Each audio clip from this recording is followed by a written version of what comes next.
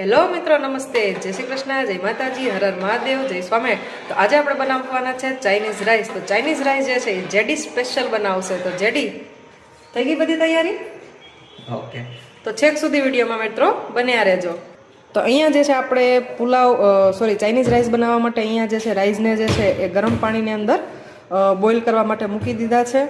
અને જેડીએ જે છે અહીંયા કેપ્સિકમ, ટમેટું, કેબીજ અને ગાજર જે છે બધું જ જે છે અહીંયા કટ કરી લીધું છે મિત્રો. તો મિત્રો તમે જોઈ શકો છો અહીંયા આપણા જે છે ચાવલ જે છે એ પાકી ગયા છે. તમે હાથ વડે ચેક કરી લેજો. જો કટ થઈ ગયો ત્યાં સુધી આપણે પકાવવાના છે. જો મિત્રો આપણે અહીંયા જે ભાત બોઇલ કર્યા હતા એ જો તમે જોઈ શકો છો એકદમ જે છે છૂટા છે. બરાબર મિત્રો, એટલે એકદમ આપણા ચાઇનીઝ જે રાઈસ થશે મસ્ત મજાના થશે. આપણે ચલો ચાઇનીઝ રાઈસ બનાવવાની તૈયારી કરી દઈએ છીએ. જો મિત્રો ગામની અંદર જે રીતે ચાઇનીઝ રાઈસ, ચાઇનીઝ મંચુરિયન બને છે અને કડાઈનો ઉપયોગ થાય એવી જ રીતના આપણી ઘરે પણ આવી જ કડાઈ છે અને જેડીની સ્પેશિયલ આ કડાઈ છે.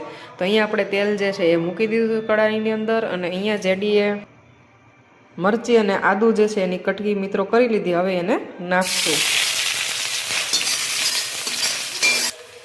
ત્યારબાદ મિત્રો અહીંયા બધા જ કટ કરેલા વેજીટેબલ આપણે એની અંદર એડ કરશું. મિત્રો ગેસને ધીમી આંચ ઉપર રાખવાનો. મીઠું જે છે જરૂરિયાત મુજબ આપણે એડ કરશું.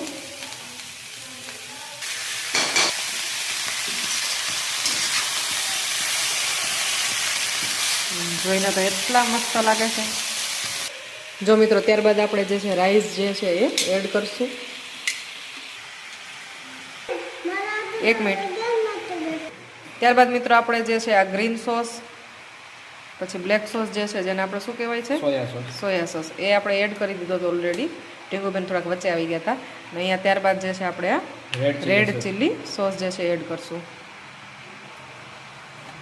ત્યારબાદ ટોમેટો સોસ. હવે એને મિત્રો મિક્સ કરશું આપણે.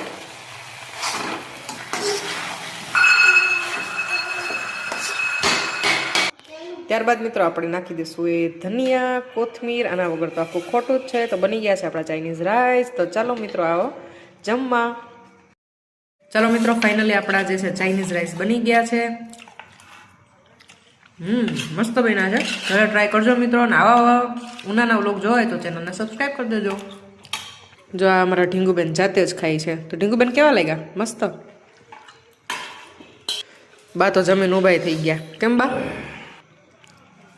તો ચાલો મિત્રો બધા જ જમવા.